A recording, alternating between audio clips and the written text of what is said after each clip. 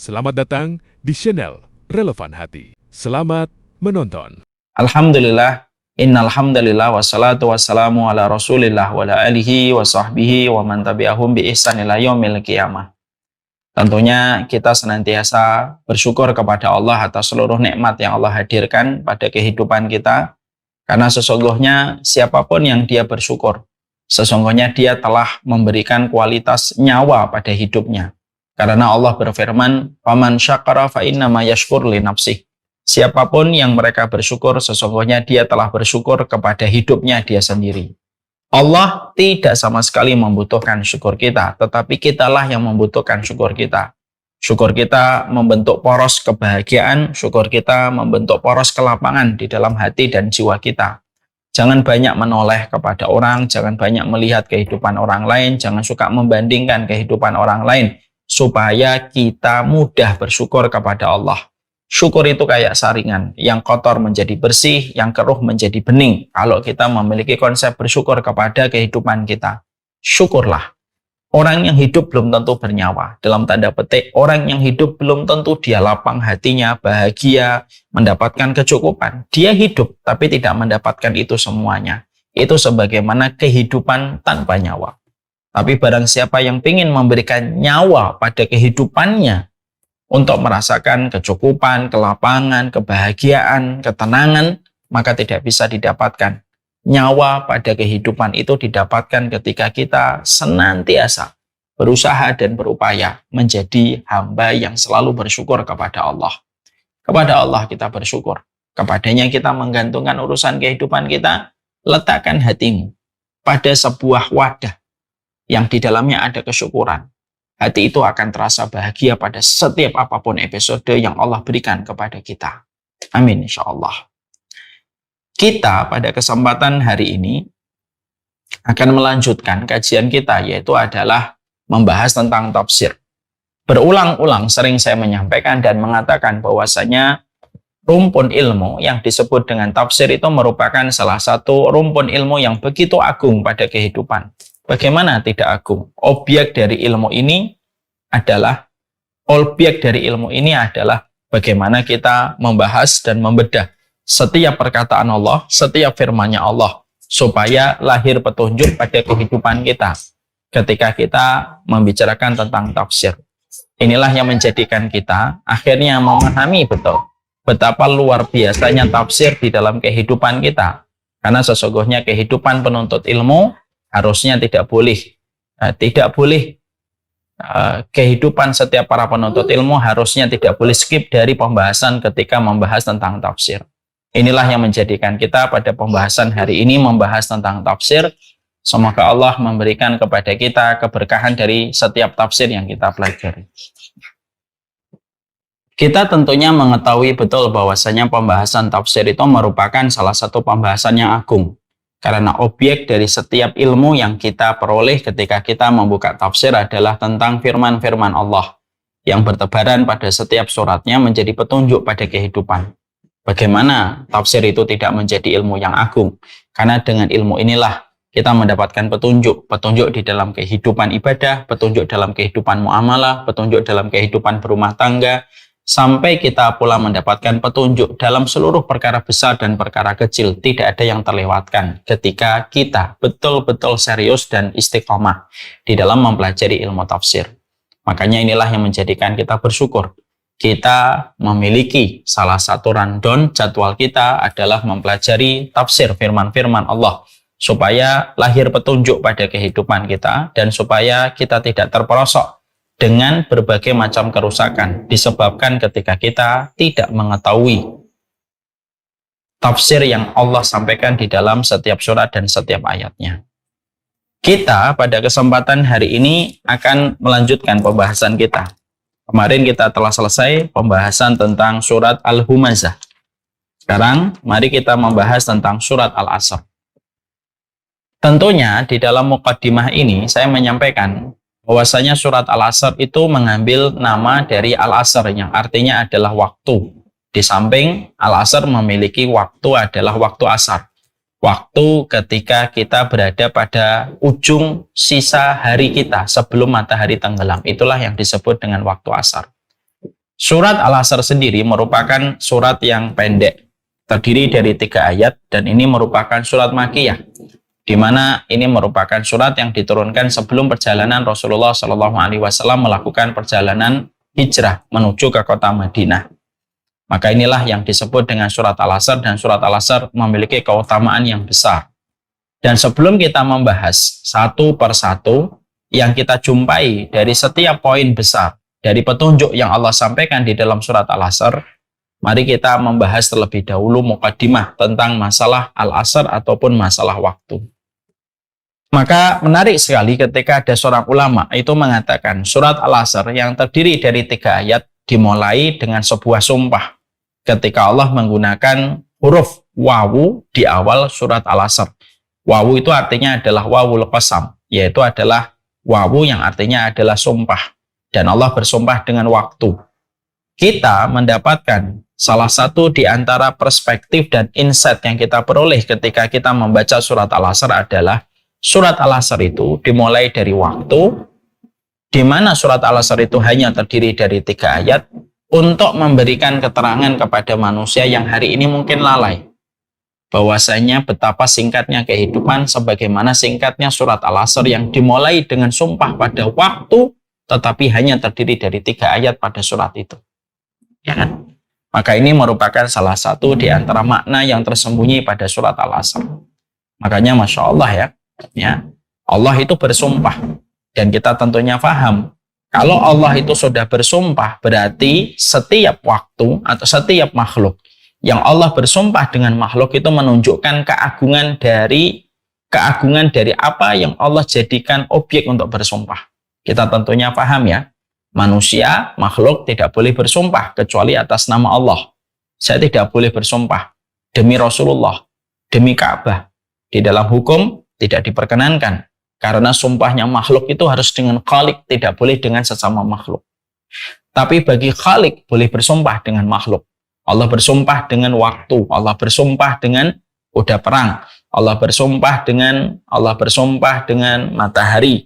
Itu menunjukkan kalau Allah sampai bersumpah menggunakan huruf qasam atau huruf sumpah, yaitu dengan wawu atau dengan bi atau dengan ta, itu menunjukkan bahwasanya perkara yang Allah jadikan sebagai objek ketika Allah itu bersumpah, itu berarti menunjukkan keagungannya itu gede. Sampai Allah bersumpah dengan perkara itu. Ya. Jadi menunjukkan kepada kita sebuah pelajaran yang kita tidak boleh untuk tidak tahu. Kalau Allah bersumpah, kalau kita membaca Al-Quran, lalu kita jumpai Allah itu sudah bersumpah, berarti apapun yang dijadikan oleh Allah dari makhluknya, lalu Allah bersumpah dengan makhluknya, berarti itu merupakan perkara yang besar ketika Allah bersumpah dengan makhluknya. Dan salah satunya Allah bersumpah dengan waktu, sebagaimana yang kita ketahui di waktu asar. Ketika Allah bersumpah pada surat ini dengan mengatakan pada ayat yang pertama, wal asri. Masya Allah, berarti waktu asar itu luar biasa. Nah, mari kita sekarang, sebelum pembahasan ini, saya ingin kita mengetahui tentang waktu. Apa sih waktu dalam perspektif orang mukmin yang beriman kepada Allah kalau kita bicara tentang waktu? Karena surat Al-Asr hanya terdiri dari 3 ayat. Dimulai dari sumpah, dan sumpahnya Allah sumpah kepada waktu. Berarti ada beberapa hal yang kita harus ketahui tentang waktu. Wal asri. Yang pertama, kita tentunya paham bahwasanya waktu itu pemiliknya adalah Allah. Ini yang kita harus paham. Bahwasanya yang menggenggam waktu itu adalah Allah. Allah yang melambatkan, Allah yang mempercepat waktu itu. Ini merupakan waktu yang Allah tetapkan pada kehidupan kita. Makanya kenapa kita tidak boleh mencela masa, kita tidak boleh mencela zaman, kita tidak boleh mencela waktu. Karena waktu, zaman, dan masa itu pemiliknya adalah Allah. Dan kita tidak boleh mencelanya. Tidak boleh kita mengatakan zaman edan, tidak boleh. Kita tidak boleh mengatakan zaman gila, tidak boleh. Kenapa? Karena Allah Subhanahu wa taala mengatakan di dalam karena sesungguhnya Allah mengatakan kepada kita, ana dahru fala tasubud dahr. Sayalah pemilik waktu dan janganlah kalian mencela waktu dan mencela zaman. Itu yang disampaikan oleh Allah Subhanahu wa taala di dalam hadis qudsi. Makanya waktu itu tidak pernah rusak. Yang rusak itu manusianya. Ya. Zaman fitnah, fitnahnya itu bukan kepada zamannya, tetapi fitnah itu kembali kepada pelakunya. Zamannya itu netral, karena itu yang memilikinya adalah Allah. Makanya sekali lagi ya, kita tidak boleh gampang-gampang ikut mengatakan ini zaman edan, ini zaman gila. Kalau tidak ikut gila maka kita tidak bisa hidup. Kita tidak boleh ikut narasi yang semacam ini karena mereka mungkin tidak tahu bahwasanya waktu itu pemiliknya adalah Allah. Ketika kita memahami waktu itu adalah yang memiliki adalah Allah Subhanahu wa taala, maka sesungguhnya jangan mencela waktu dan kita harus paham. Terkadang waktu itu pertolongan Allah kepada kita. Jadi Allah itu terkadang menolong kita dengan waktu. Masa Ustadz? Iya. Berapa banyak orang yang terluka seiring waktu berjalan. Waktu itu dengan izin Allah membasuh luka yang pernah melukai hati dan perjalanan hidupnya. Berapa banyak kesedihan yang dirasakan oleh manusia seiring dengan waktu, maka terbasuhlah seluruh kesedihan dan kekecewaan yang pernah dirasakan. Karena waktu itu bagian dari pertolongan Allah. Berapa banyak orang zalim, lalu seiring dengan waktu orang yang zalim ini yang dulunya tertawa, terbahak-bahak ketika melakukan kejahatan, maka seiring dengan waktu dia menangis, menggigit rasa sakit dan perih ketika dia mendapatkan kondisi sudah memutarbalikkan dia dari atas menuju ke bawah. Itulah waktu. Itulah waktu. Maka inilah yang menjadikan kita akhirnya paham. Terkadang pertolongan Allah diberikan kepada orang yang beriman dengan waktu. Terkadang Allah pun membalikkan kondisi manusia terhadap Allah itu mengembalikan kejahatan seseorang itu ya dengan Allah memutar waktu yang akhirnya menjadikan dia rodanya berada di bawah dan dia merasakan berbagai macam kesedihan dari akibat kesombongan yang pernah dia lakukan. Itu adalah waktu. Makanya sekali lagi, terkadang Allah menolong kita dengan waktu yang Allah pergulirkan untuk kita. Dan terungkaplah semua kejahatan. Ambruklah semua kesombongan seiring waktu yang berjalan. Makanya maaf ya, kalau saya boleh menasihati diri saya. Orang yang hari ini sering melakukan kemaksiatan dan sering menantang Allah, menantang setiap hukum dan syariat yang Allah berikan pada kehidupan, maka kita bisa memberi nasihat secara pelan gitu ya. Tidak ada pesta yang tidak usai. Kenapa? Waktu nanti yang akan memutarbalikkan semua. Inilah yang kita harus pahami tentang masalah waktu. Kita tentunya mendapati Umayyah bin Khalaf. Umayyah bin Khalaf pernah menindih Bilal bin Abi Robah dengan batu besar sampai akhirnya menjadikan Bilal bin Abi Robah itu mengatakan ahad, lalu dia tuangkan air di samping Bilal, padahal Bilal dalam kondisi kehausan yang luar biasa. Tapi ketika waktu berjalan, akhirnya Bilal menjadi sahabat utama Rasulullah SAW. Kita melihat bagaimana Umayyah bin Khalaf akhirnya menjadi terhina. Walaupun beberapa tahun sebelumnya dialah yang menghinakan Bilal. Itulah waktu. Maka hati-hatilah. Tidak ada kejahatan yang terencana dan terorganisir kecuali semua makar kejahatan itu kembali kepada dirinya seiring waktu yang diputar oleh Allah. Makanya Allah menyampaikan kepada kita, tilkal ayyamu nudawiluha bainan nas. Itulah hari-hari yang Allah putarkan kepada setiap manusia. Kamu hari ini di atas, kamu nanti di bawah. Kamu hari ini di bawah, nanti kamu akan di atas seiring dengan waktu. Dan yang menggenggam waktu itu adalah Allah Subhanahu wa taala. Allah melambatkan bagi hamba yang Allah kehendaki, Allah mempercepat bagi kondisi yang Allah kehendaki. Maka inilah yang menjadikan kita memahami. Terkadang banyak para fisikyawan mengatakan waktu itu relatif. Ya, kalau dalam bahasa iman itu apa? Waktu itu yang menggenggam Allah. Allah yang melambatkan, Allah yang mempercepat sesuai dengan apa yang Allah kehendaki. Karena sekali lagi, pemilik waktu itu adalah Allah. Kalau kamu sedang mendapatkan kesedihan, tenang. Kesedihanmu seiring dengan waktu akan sembuh ketika Allah mengizinkan. Kalau hari ini kamu lagi sombong-sombongnya, hati-hati. seiring dengan waktu kamu akan di bawah dan kamu akan dilecehkan sama orang yang dulu kamu lecehkan. Seiring dengan waktu, banyak perkara yang hari ini kita tertutup dari semua solusi, seiring dengan waktu Allah memberikan kepada kita solusi. Karena disinilah kita akhirnya memahami betul. Sesungguhnya waktu menempati sebuah pemahaman yang kita harus paham. Waktu itu pemiliknya adalah Allah Subhanahu wa Ta'ala. Ya. Ini yang pertama. Yang kedua yang kita harus pahami tentang waktu adalah, yang kedua, yang kita pahami bagi kehidupan orang yang beriman, waktu itu adalah pedang. Ini merupakan perkataan yang paling tepat untuk merevisi dan untuk mengkoreksi orang yang mengatakan bahwasanya waktu adalah uang, kata orang Jepang. Time is money. Maka sesungguhnya waktu itu bukan uang. Waktu itu bukan uang. Karena apa? Bagi yang berpaham materialisme serta berbasis kepada kapitalisme, waktu itu adalah uang. Time is money. Karena apa? Semuanya diukur dengan waktu. Ya. Jadi mereka ketika ketinggalan waktu kehilangan uang. Karena apa? Basic pemikiran mereka sudah terisi dengan berbagai macam hal yang berbau materialisme dan berbau kapitalis. Berbau materialisme dan berbau kapitalisme dan materialisme. Orang yang beriman tidak pernah sama sekali kita menjumpai. Orang beriman pada zaman terdahulu mengatakan bahwasanya time is money. Ya, walaupun kalimat ini sudah sering kita dengarkan dulu waktu kita SD, ya kita jujur, ilmu ini mengkoreksi. Orang-orang yang beriman, orang-orang solih terdahulu tidak pernah mengatakan waktu itu adalah pedang. Waktu itu adalah uang, tapi adalah waktu itu adalah pedang. Al-waktu kasayf. Waktu itu kayak pedang. Kalau kita mampu menggunakannya, pedang akan memberikan kepada kita kemenangan, kejayaan, pertolongan. Itu pedang. Tapi kalau kita tidak mampu menggunakannya, maka sesungguhnya pedang itu akan membunuh kita. Itulah waktu.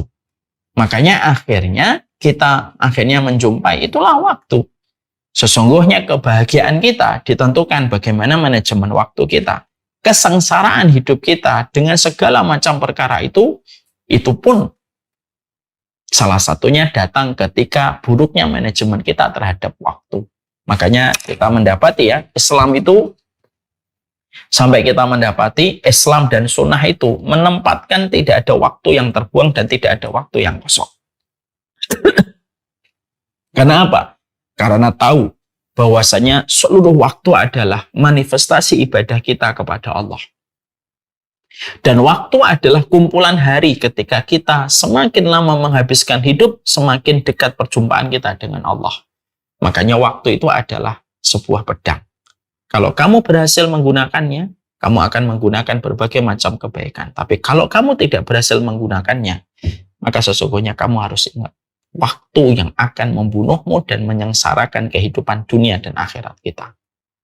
Ini yang kita harus pahami tentang masalah waktu. Ya? Sehingga kita akhirnya apa? Pikiran kita. Sesungguhnya diberikan waktu itu merupakan hal yang luar biasa. Saya teringat kepada sebuah dialog dan percakapan antara Fudail bin Iyad ya dengan orang tua yang berusia 60 tahun. Saat itu Fudail bin Iyad tanya sama orang tua ini, "Kam umruka?" Maka orang tua ini menjawab, "Sittuna sanatan." Berapa umurmu? Dijawab, "Umur saya 60 tahun."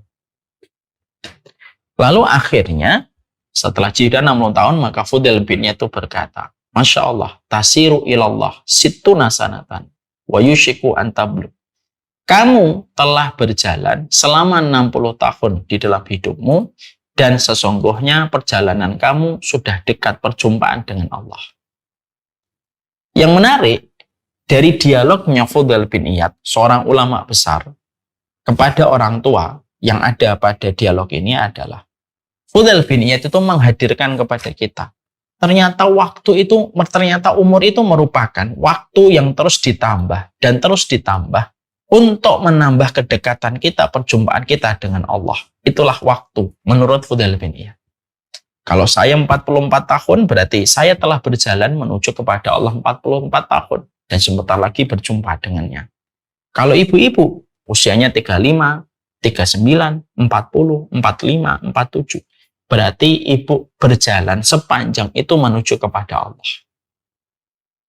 Makanya Masya Allah, siapapun yang berhasil memberi makna pada waktunya, maka pada dasarnya dia telah mendapatkan kemenangan, mendapatkan kejayaan, mendapatkan keberhasilan dalam urusan dunia dan akhirat.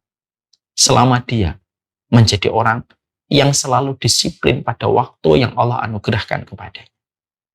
Ingat ya, kata Ahlul Hikmah itu ngomongnya begini. Waktu di dunia itu impian orang yang mati. Karena dengan waktu di dunia, kita bisa berinfak, kita bisa ikut ngaji, kita bisa ikut taklim, kita bisa membantu, kita bisa memuliakan orang tua. Dan itulah mahkota yang hanya bisa dilihat sama orang yang mati.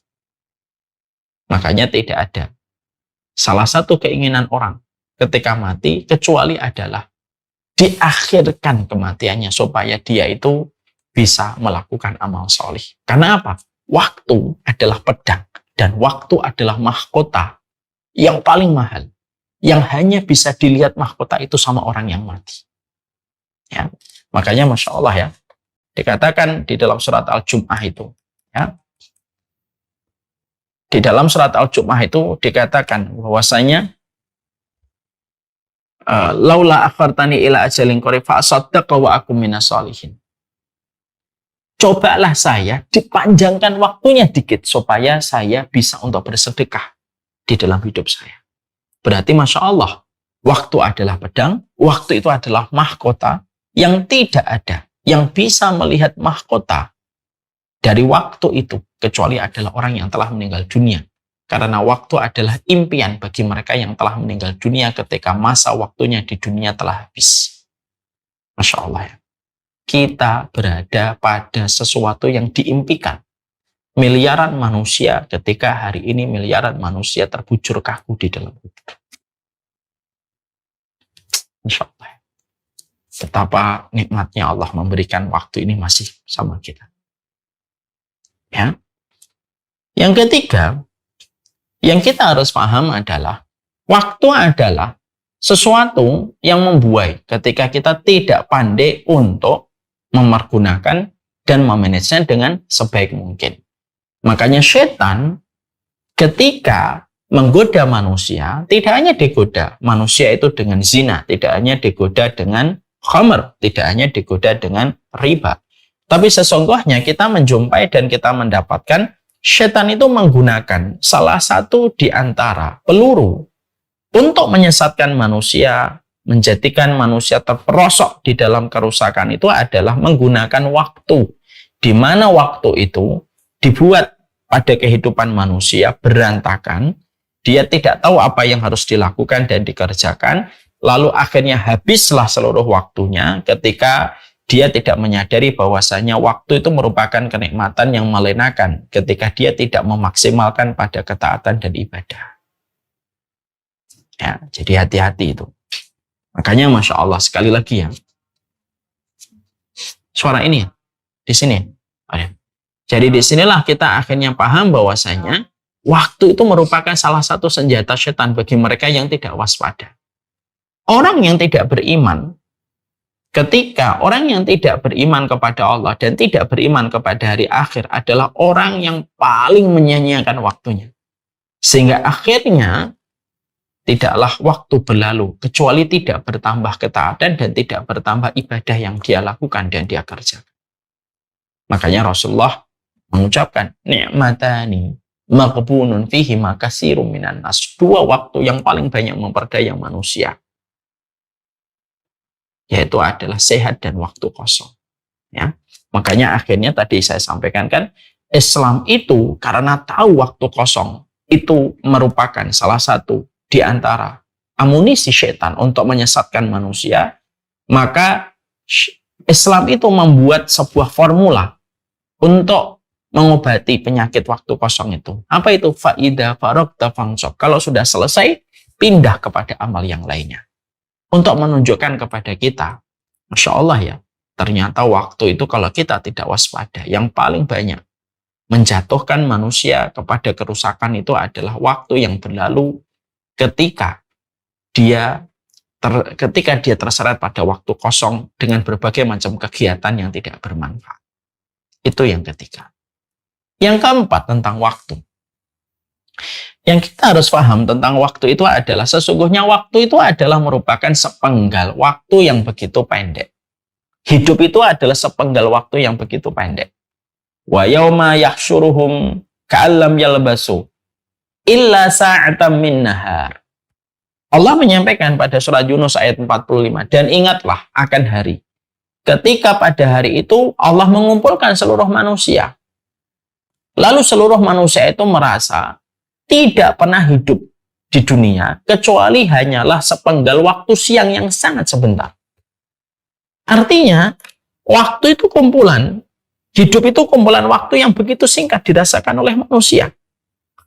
Makanya, perkataan manusia ketika nanti dihadapkan kepada Allah, itu perkataan mereka itu mengatakan, ya Allah, seakan-akan saya itu hidup sebentar. Seakan-akan saya itu hidup sebentar. Lalu akhirnya berjumpa dengan engkau di tempat hari pengadilan ini. Makanya akhirnya betul kalau disebut bahwasanya dunia itu merupakan waktu yang begitu singkat, kan? Kenapa Allah jadikan hidup di dunia itu begitu singkat? Supaya ketika manusia melakukan ketaatan tidak perlu mereka terbebani dengan ketaatan yang terasa panjang ketika dijadikan waktu itu singkat. Ya. Jadi ketika dijadikan waktu itu adalah singkat, supaya setiap manusia itu menyadari bahwasanya ketika waktu itu begitu singkat Allah berikan kepada kita, supaya ketika kita melakukan ketaatan yang kita lakukan pada waktu kehidupan di dunia itu tidak lama. Makanya inilah yang menjadikan orang mukmin selalu senantiasa konsisten di dalam ketaatannya, karena mereka merasa bahwasanya kehidupan itu adalah sepenggal waktu yang begitu singkat pada kehidupan di dunia. Ya. Maka inilah yang menjadikan kita akhirnya memahami kenapa kita membahas tentang hakikat waktu. Dari penjelasan tadi bahwasanya waktu itu adalah pemiliknya adalah Allah. Kenapa kita membahas bahwasanya waktu itu adalah sebagaimana pedang, bahwasanya waktu kosong itu merupakan sesuatu yang membuai banyak kehidupan manusia, dan waktu itu merupakan kumpulan hidup yang begitu singkat, supaya kita paham perspektifnya waktu. Karena apa? Apa kaitannya dengan surat Al-Asr? Allah bersumpah dengan waktu asar. Dan kalau kita tidak tahu tentang hakikatnya waktu, maka kita tidak akan pernah tahu kenapa Allah itu bersumpah dengan waktu bagi kehidupan kita sebagai orang yang beriman. Inilah yang menjadikan pembahasan tentang waktu memiliki korelasi yang kuat ketika kita membahas tentang tafsir surat Al-Asr. Setelah kita membahas tentang itu, nah sekarang kita pembahasannya. Dari semua waktu yang disebutkan, dari semua waktu yang Allah berikan kepada kita, dari semua waktu yang Allah berikan pada kehidupan kita, Allah memilih waktu asar. Karena Allah bersumpah dengan waktu asar. Allah bersumpah dengan waktu subuh. Wasubhi idza tanafas. Allah bersumpah dengan waktu duha, wadduha walaili idza saja. Maka sesungguhnya, mari kita gali dulu. Di antara deretan waktu yang terbentang selama 24 jam, ya, selama 24 jam waktu itu terbentang, Allah bersumpah dengan waktu asar. Apa sih yang ada pada waktu asar? Sampai-sampai Allah saja bersumpah dengan waktu asar. Maka sesungguhnya di sini kita harus paham keutamaan asar itu apa? Karena bagaimanapun setiap waktu memiliki keutamaan yang berbeda-beda. Tidak bisa kita samakan semua waktu itu. Waktu jam 3 subuh tidak sama dengan waktu jam 1 siang. Ya. Waktu setengah 5 atau 15 menit atau misalkan jam 4:4 ya. Sebelum waktu 15 menit sebelum berkumandang adzan subuh tidak akan sama dengan waktu jam 11 siang. Kenapa? Setiap waktu memiliki keutamaan yang berbeda-beda. Ya. Jam 2 siang tidak akan sama dengan waktu jam setengah 5 sore atau jam 5 sore. Lah kita kan harus tahu. Yang kita harus ketahui itu apa? Keutamaan asar itu apa? Maka sesungguhnya kita harus paham, keutamaan asar itu besar. Sampai Allah bersumpah dengan waktu asar. Allah bersumpah dengan waktu Yang sudah kita bahas bagaimana waktu itu. Dan Allah bersumpah dengan waktu asar. Berarti kita harus paham. Ya, kita itu harus paham. Apa keutamaan asar? Yang pula disebut dengan waktu ketika Allah bersumpah dengan waktu ini. Yang pertama, para ulama mengatakan asar itu merupakan salah satu waktu ketika malaikat naik ke langit untuk menyetorkan amalan manusia kepada Allah. Jadi kapan para malaikat itu menyetorkan amal perbuatan yang telah kita lakukan, amal perbuatan yang telah kita kerjakan, dosa yang telah kita kerjakan, maka dilaporkan oleh para malaikat kepada Rabb-nya itu pada waktu asar. Sebagaimana kita jumpai ini pada riwayat Bukhari, pada riwayat Muslim. Ya. Jadi ini menunjukkan kepada kita bahwasanya pantas kalau kita menjumpai Allah menyebutkan waktu asar dalam beberapa konteks yang jelas di dalam ayat ataupun di dalam hadis. Kenapa? Yang pertama, ini merupakan waktu ditampakkannya amal kita kepada Allah. Dilaporkannya amal kita itu di waktu asar. Pada hari Senin dan hari Kamis. Makanya kita mendapati seorang ulama besar dulu. Ulama besar ini kalau setiap hari Senin dan Kamis sore itu nangis. Kalau hari Senin dan Kamis itu beliau nangis kalau waktu sore. Keluarganya sempat ada yang tanya, apa yang membuatmu menangis setiap Senin dan Kamis sore? Apa yang membuatmu menangis pada hari Senin dan Kamis sore? Maka ulama ini berkata, bagaimana aku tidak bersedih? Pada hari Senin dan Kamis sore, asar, sesungguhnya amal kita dilaporkan oleh malaikat kepada Allah. Dan saya khawatir apabila tidak ada satupun amal yang dilaporkan dari kebaikan yang saya kerjakan sepanjang hari. Dilaporkannya sore. Berarti menunjukkan apa? Keutamaan waktu asar. Kenapa? Malaikat tidak melaporkan di waktu siang, tidak melaporkan di waktu pagi, tetapi melaporkan amal manusia seluruhnya dari timur ke barat. Dilaporkannya seluruh amal manusia itu di waktu asar. Hari Senin dan Kamis. Ditampakkan dan dilaporkan amal itu kepada Allah. Ini menunjukkan kepada kita, Masya Allah ya. Makanya betul. Kalau akhirnya kita menjumpai salah satu riwayat Muslim yang mengatakan kepada kita, fihi sa'atum minal asri. Kata Rasulullah SAW bahwasanya kata Rasulullah SAW itu hari Jumat itu ada hari yang mustajab. Ada waktu yang mustajab. Tidaklah setiap hamba kalau mereka berdoa pada hari Jumat kecuali dikabulkan oleh Allah permintaannya. Lalu para sahabat itu bertanya, kapan golden time-nya atau kapan prime time-nya kita berdoa pada hari Jumat itu ya Rasulullah? Perhatikan jawaban Nabi. Faltamisuha fi akhiri sa'atin minal asri. Carilah prime time-nya kamu berdoa kepada Allah pada hari Jumat, yaitu adalah waktu ketika 1 jam sebelum tenggelamnya matahari di waktu asar. Insya Allah ya. Itu menunjukkan luar biasa kan. Mari kita bicarakan gini. 7 hari dalam sepekan, mana yang paling utama? Yang paling utama hari Jumat. Hari Jumat 24 jam dari Kamis malam sampai Jumat malam.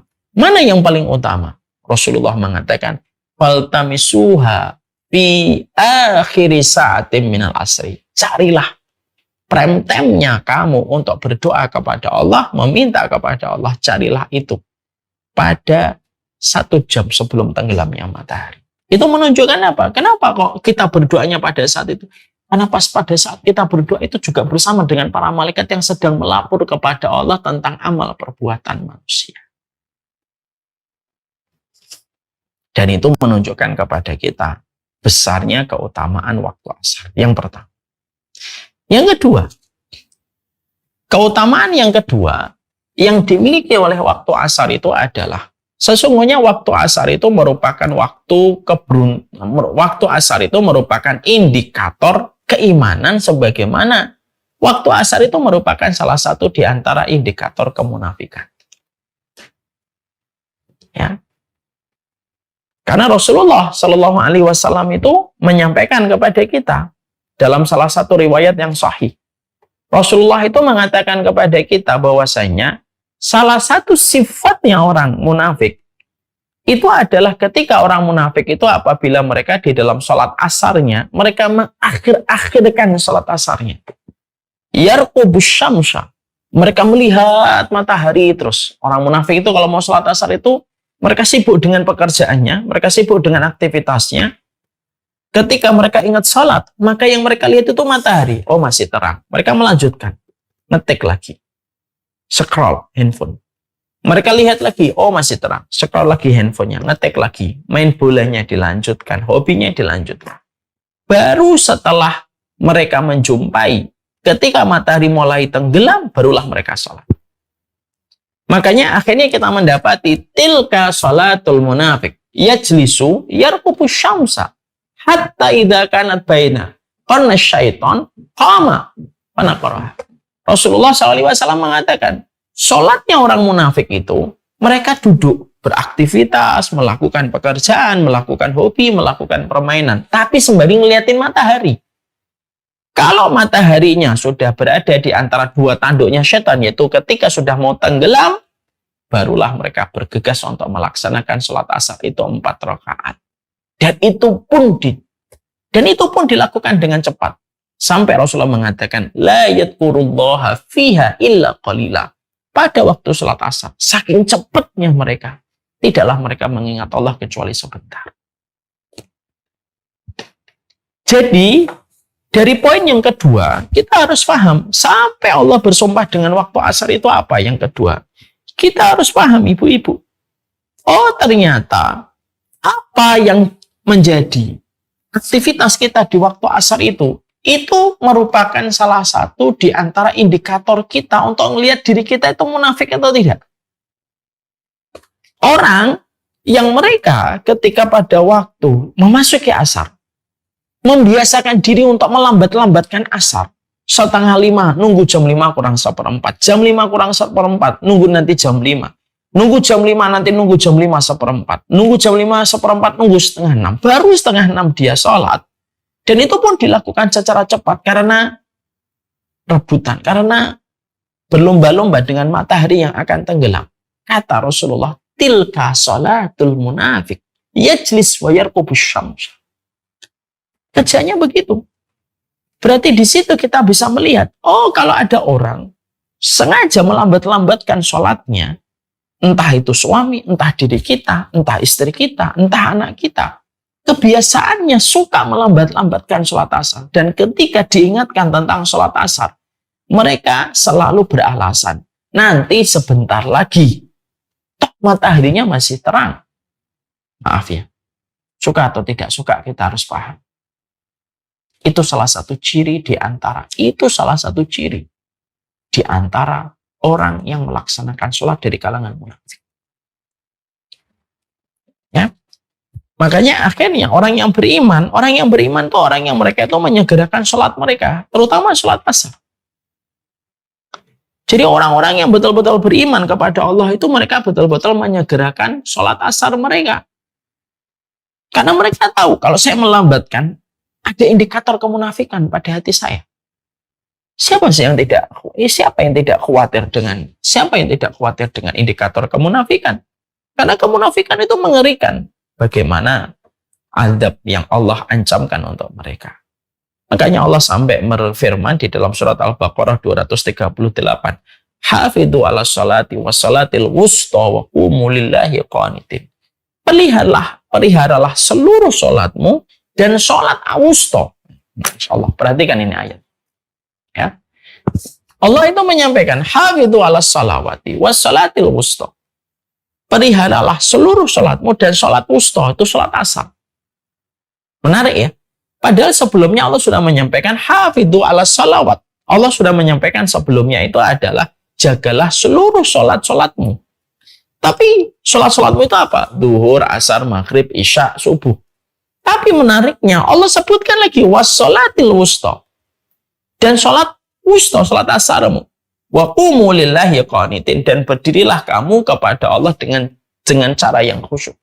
Di situ kita menjumpai dan kita mendapati luar biasa. Allah menyebutkan kata sholat-sholat dalam bentuk plural untuk menggabung semua sholat. Lalu Allah menyebutkan kata sholatil wusta disebut lagi oleh Allah. Maka itu menunjukkan berarti sholat asar itu memiliki keistimewaan besar sekali. Sampai disebutkan kembali oleh Allah setelah Allah menyebutkan kata sholat. Contohnya begini. Ya, kita misalkan ya, kita ada masuk ke restoran. Lalu petugas restoran ditanya, mana makanan yang paling enak? Lalu petugasnya ngomong, semua makanan enak, Pak. Tapi nasi goreng babatnya itu paling enak. Berarti penyebutan nasi goreng babat setelah menyebutkan semua makanan enak menunjukkan berarti nasi goreng babat itu istimewa. Allah menyampaikan di sini, tampilkan ayatnya. Hafidhu ala sholawati wassalatil wusta. Itu menunjukkan bahwasanya inilah sholat asar. Dan inilah perbedaannya. Ketika Allah jelas memberikan instruksi kepada orang beriman. Orang beriman itu memperhatikan sholat asarnya. Berbeda dengan orang munafik. Tilka sholatul munafik, sholatul asri yajlisu wa yarkubu syamsa. Orang munafik itu ketika mereka sholat asar, mereka duduk, mereka menunggu pergerakan matahari sampai ketika matahari itu di antara dua tanduknya setan barulah dia sholat. Itu menunjukkan kepada kita berarti kalau kita ingin tahu apakah kita ada penyakit kemunafikan ataukah tidak, jangan hanya dilihat subuh, tapi lihatlah sholat asar. Berarti ada 3 sholat yang menjadi indikator untuk meraba seseorang terkondisi munafik ataukah tidak. Sholat isyaknya berjamaah ataukah tidak, sholat subuhnya berjamaah ataukah tidak. Yang ketiga, sholat asarnya itu tepat waktu atau diundur-undur. Kalau dia sengaja mengundur-undur, dan itu sudah menjadi kebiasaan, rutinitas, atas nama pekerjaan yang belum selesai, atas nama aktivitas yang belum rampung, lalu mengakhirkan sholat asarnya. Maaf, kita harus merasa khawatir. Kemunafikan sudah mulai kita khawatirkan kalau kita termasuk orang yang suka mengundur-undur dan melambatkan urusan sholat asar kita. Ya. Itu yang dikatakan oleh Allah. Ya. Yang ketiga, keutamaan yang sholat asar itu apa? Keberuntungan dan kerugian itu terletak salah satunya pada waktu asar. Ya. Makanya kita menjumpai keberuntungan dan kerugian itu ya bagaimana kita ketika melihat sholat asar. Makanya kita mendapatkan salah satu di antara hal yang kita harus renungkan ketika Rasulullah SAW mengatakan, man taraka sholatal asri faqad habita amaluhu. Siapapun yang mereka sengaja meninggalkan sholat asar tanpa udzur, faqad habita amaluhu. Terhapus seluruh amalnya pada hari itu. Jadi ada fulan nih, sedekah, puasa, dan sebagainya. Sholat asarnya ditinggal, seluruh amal kebaikan yang dilakukan hari itu terhapus. Ini bukan berarti nanti setelah ada seseorang menyadari, loh tadi saya sholat asarnya belum. Ya sudahlah sekalian maghrib isya nggak usah sholat. Daripada nanti saya sholat juga nggak dianggap. Bukan begitu. Tapi ini menunjukkan bahwasanya ternyata konsekuensi ketika meninggalkan sholat asar itu ternyata konsekuensinya besar. Konsekuensinya besar. Sehingga akhirnya menjadikan seseorang itu harus betul-betul memiliki keterikatan dengan asarnya itu. Meninggalkan sholat duhur, dosa besar, tapi tidak menghapuskan amal seharian yang dia lakukan dalam ketaatan. Meninggalkan sholat subuh, itu merupakan amalan, itu merupakan dosa yang besar, tapi tidak menghapuskan amal kebaikan yang dilakukan olehnya pada hari itu. Tapi beda dengan sholat asar. Kalau sholat asar itu Rasulullah sendiri yang menyampaikan, man taraka sholatal asri faqad habita amaluhu. Siapapun yang sengaja meninggalkan sholat asarnya, terhapus seluruh amalnya. Itu merujuk kepada makna yang sangat clear dan jelas. Jangan main-main dengan asar. Sebagaimana sebaliknya hadisnya, ya. Maka Rasulullah SAW mengatakan, kalau tadi cuma ditampilkan, maka sesungguhnya Rasulullah SAW mengatakan, inna hadhihi salat uridat ala man kana qablakum. Rasulullah SAW menyampaikan, sesungguhnya sholat asar ini pernah diwajibkan kepada kaum sebelum kita. Oh, berarti kaum sebelum kita ini dulu pernah mendapatkan kewajiban syariat untuk melaksanakan sholat asar. Jadi sesungguhnya sholat asar ini, kata Rasulullah, pernah diwajibkan kepada orang sebelum kalian. Fadayya'uha, lalu mereka itu meremehkan sholat asar itu. Faman hafidha 'alaiha kana lahu ajruhu marrataini. Lalu kata Rasulullah, siapapun yang mampu untuk menjaga sholat ini, maka pahalanya itu 2 kali lipat. Wala sholata ba'da, tidak ada sholat setelahnya. Hatta yatlul syahida, sampai terbitnya matahari atau terbitnya bintang. Artinya tidak ada sholat lagi setelah sholat asar sampai nanti matahari tenggelam dan digantikan dengan sholat asar. Lah ini menunjukkan kepada kita, waktu asar itu istimewa betul. Ya. Ada kaitannya dengan keindahan dan romantisme senja, anak senja, Ustaz. Ya, saya nggak ngerti tentang anak senja. Tapi memang begitulah, asar itu memiliki sebuah keutamaan besar. Keutamaan yang sejatinya memang tidak pernah kita jumpai dan tidak pernah kita dapatkan keutamaan itu pada waktu-waktu sholat yang lainnya.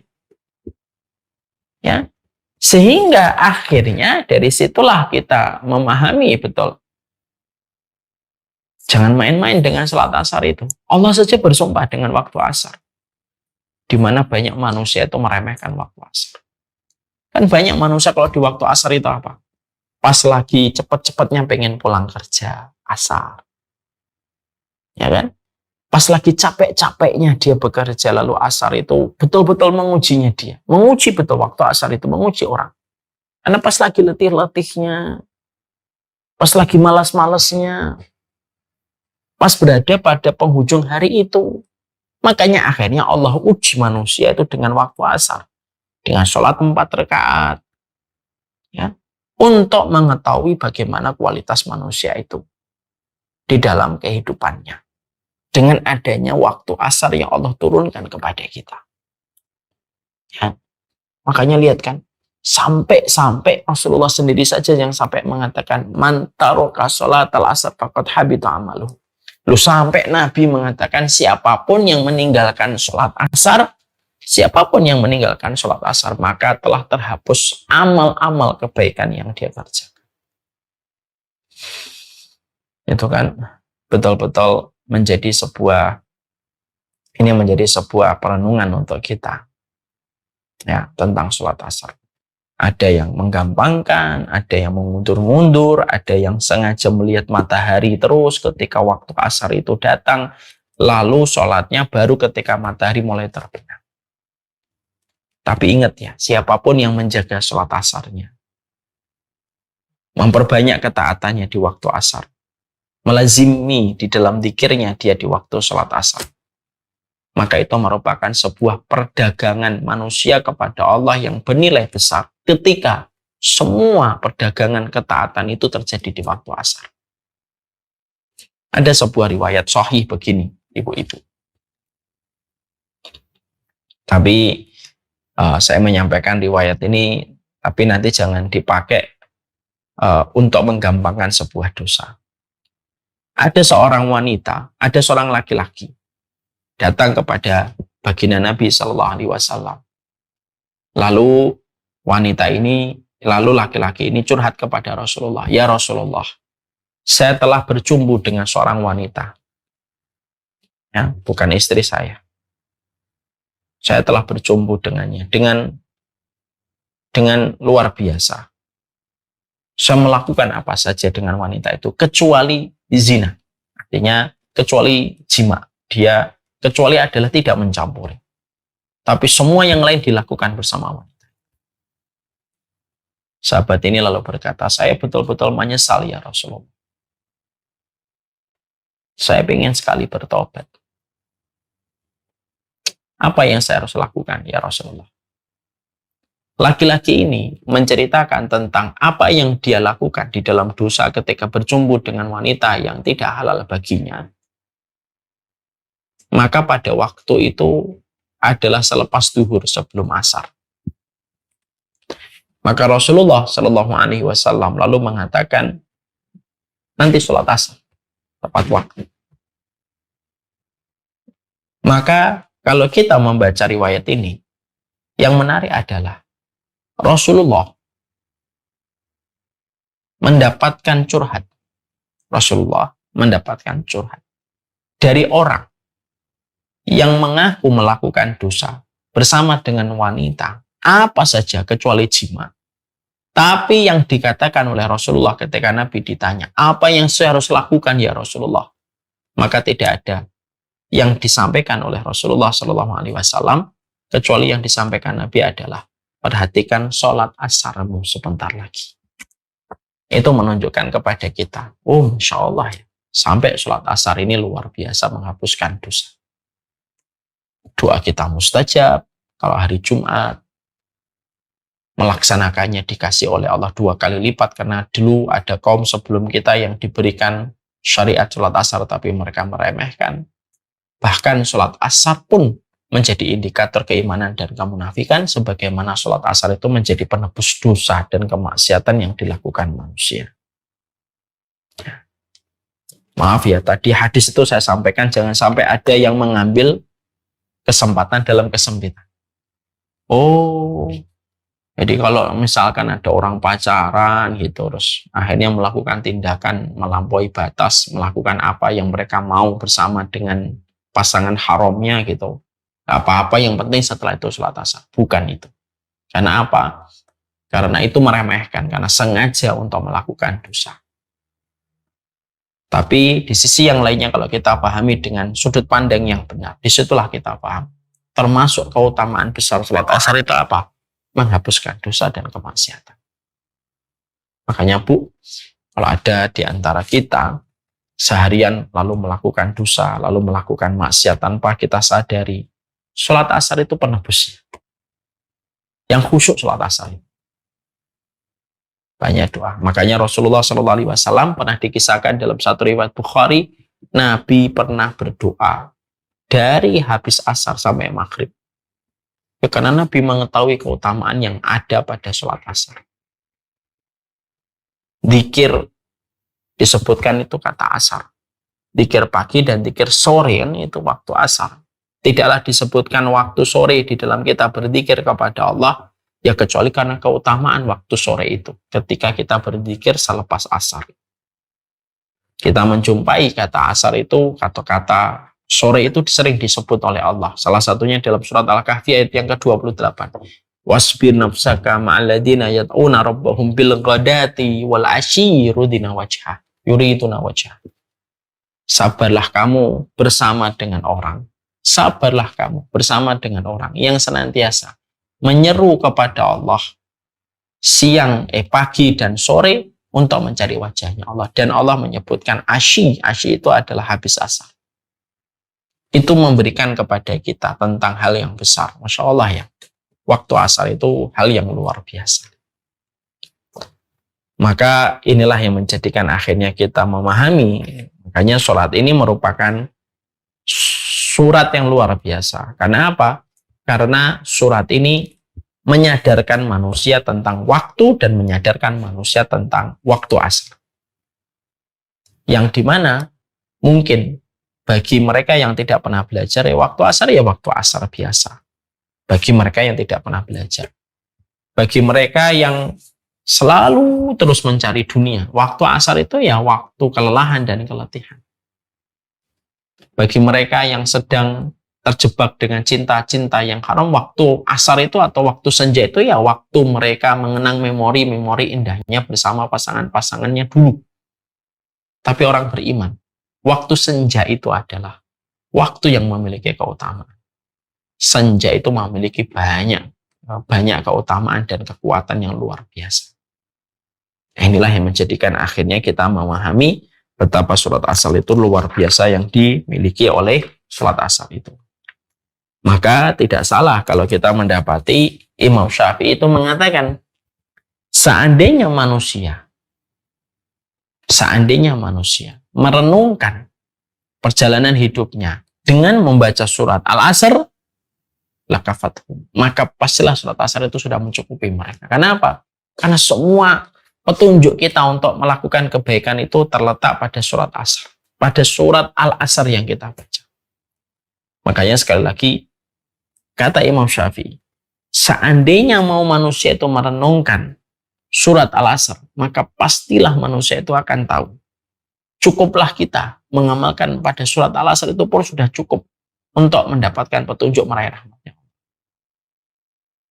Dan inilah keutamaan surat Asr. Ya. Apalagi yang nanti ada pada surat Al-Asr ini, insya Allah ini masih pembahasan panjang. Nanti kita akan bahas tentang keutamaannya, lalu kita membahas tentang ayatnya satu persatu. Wal asri artinya apa? Innal insan lafi khusr illa alladziina amanu wa amilus solihati wa tawassaw bil haqqi wa tawassaw bis sabr. Kenapa disebutkan kata al-haq dulu, baru setelah itu wa tawassaw bis sabr? Maka itu pun merupakan salah satu penjelasan tafsir yang kita nanti bahas bersama. Mari kita hadapkan waktu kita sekarang sekitar 45 menitan lagi kita menuju di waktu asar. Perhatikanlah sholat asar itu merupakan sholat yang disebutkan secara khusus oleh Allah. Wa sholatil wusta. Merupakan waktu ketika doa itu mustajab. Ya, sholat asar itu merupakan waktu yang paling tepat berzikir, merupakan waktu yang paling tepat berdoa. Sebagaimana sholat asar itu merupakan waktu yang menjadi indikator kemunafikan. Semoga kita bisa memberi makna pada setiap waktu yang kita lewati. Salah satunya waktu asar.